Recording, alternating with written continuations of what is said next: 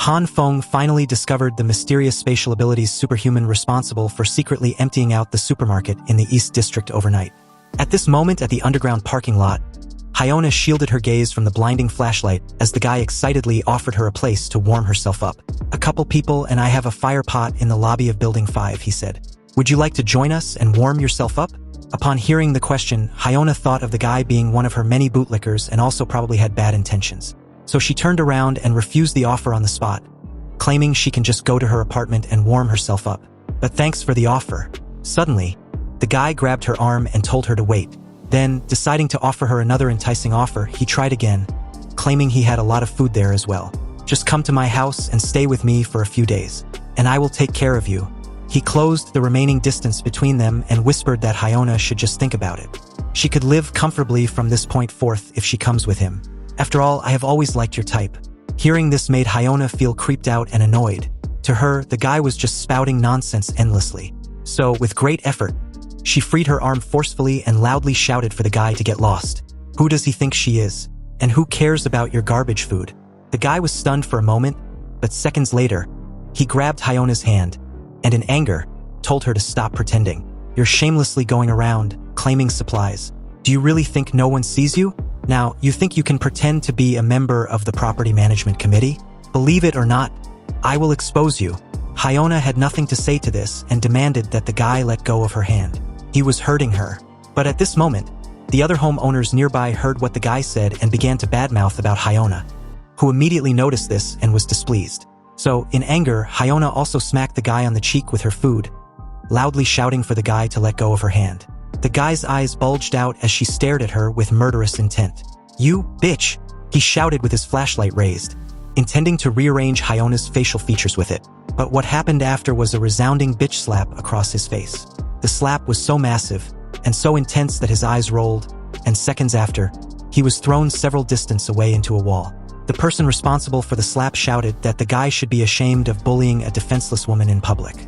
This commotion drew the attention of the homeowners present, who curiously questioned themselves what happened, and if it was indeed a person who flew by just now. But upon seeing the guy trembling all over on the floor, some wondered if a fight broke out, while others suggested they call Glasses Man to resolve whatever it is that just happened. Nurse Zhan, responsible for the assault, asked Hyona if she was okay.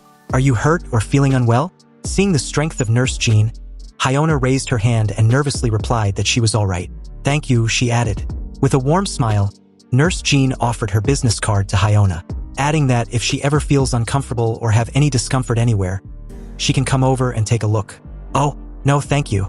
Hyona rejected any assistance offered, covering her face with her scarf and turned to leave, surprising her helper.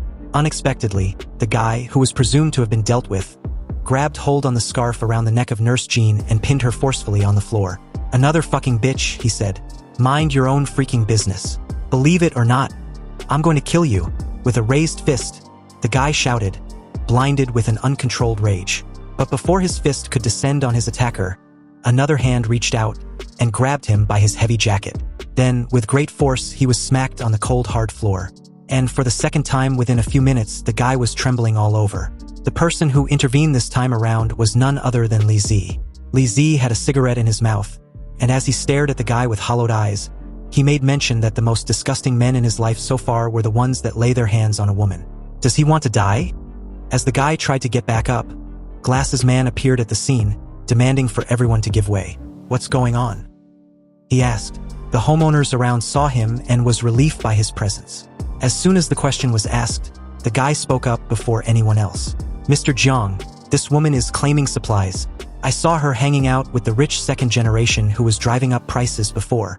Hearing the accusation, Hyona immediately retorted that she didn't do no such thing. "How dare you? A jerk who beats a woman wants to complain like some victim." In a flash, Li Zi raised his fist behind the guy in anger. And before he could take action, he was surprised to see Glasses Man grab the guy by his jacket and questioned him with a serious expression. "What do you think of the Property Management Committee? Protecting the vulnerable groups and ensuring that everyone has enough food to eat is our duty and responsibility." The guy nervously apologized, saying he was wrong and it wouldn't happen again.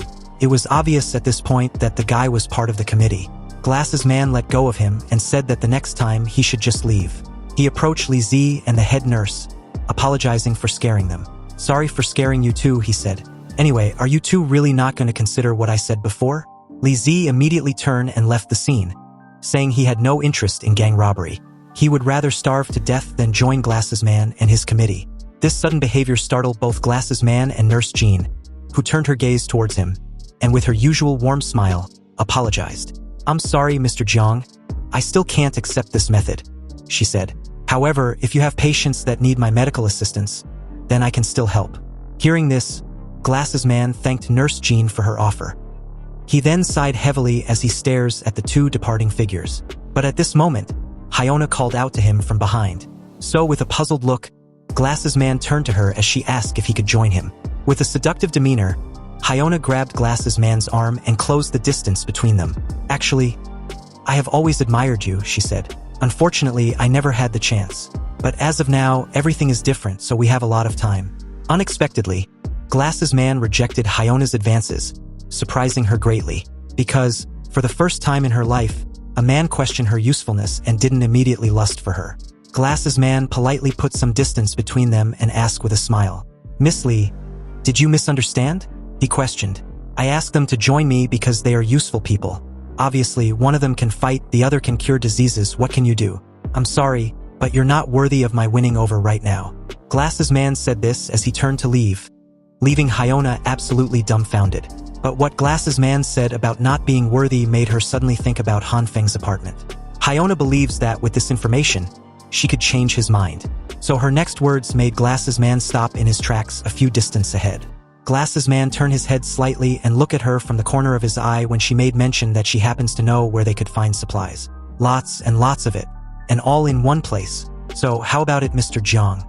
Meanwhile, as the scene shifts to Han Feng's apartment, we finally see what surprised him when he opened the door earlier. Whether it was fate or mere coincidence, the girl happened to be the person responsible for emptying the supermarket earlier during the end of the world. Her ability was a space type. At this moment, she was trying to take something Han Feng requested from her alternate space. Around them were many failed attempts. Han Feng, on the other hand, waited impatiently as the girl pulled out a giant doll. Seeing this, Han Feng shouted, annoyed, "Isn't this a model from a clothing counter? How does it have anything to do with what I just described?" To put it simply, the girl had the ability to store things in space. She can open a black hole in her chest and suck in everything she sees. But it's easy to put things in, but hard to take them out. Her accuracy in finding things is very low, and it seems that she has yet to fully master her power. Han Feng took a good look around, and told the girl that his house will be full before they find what they are looking for. But as he continued to watch her take things out one after another, countless questions filled his mind. What is the inside of your black hole like? Why is it so hard to find things? It's a virtual space, right? Or has it been transferred to some other place? Hearing all these questions, the girl simply replied that he hadn't explored her power yet.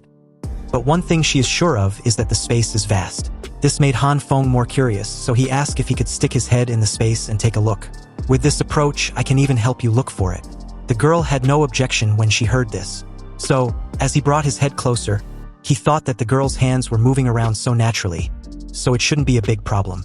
Then, seconds after, he closed his eyes and plunged his head in the other dimensional space. Inside, Han Feng slowly opened his eyes, and as he took a look around, the scene in front of him shocked him greatly. The dimensional space was indeed as vast as the ocean, and inside were countless things floating. Han Feng couldn't help but laugh nervously. You are indeed a supernatural being who emptied out all the supermarkets in the East District overnight, he thought. But isn't this like looking for a needle in a haystack? Unexpectedly, Han Feng's eyes suddenly bulged out, and seconds after, they started watering. This was because there was no air in there. He started to struggle desperately. Han Feng thought he was going to die, but luckily he managed to pull himself out at the last moment. Gasping for air, Han Feng crouched down as tears flowed from his eyes, nose and mouth. Why didn't you tell me in advance that there was no oxygen inside? My skin feels like it's going to swell and break, and I feel like all the water in my body is being drained. The girl replied that she didn't know, and it was obvious since she could not enter. All she knows is that her hands had not been injured. The girl still continued to pull stuff out, until she finally got what she was looking for. It was a black box. Han Feng exclaimed in excitement when he saw it. That's it. It actually exists. Unexpectedly, Han Feng heard the girl said she had found the others. Then several boxes fell in front of him, shocking him greatly.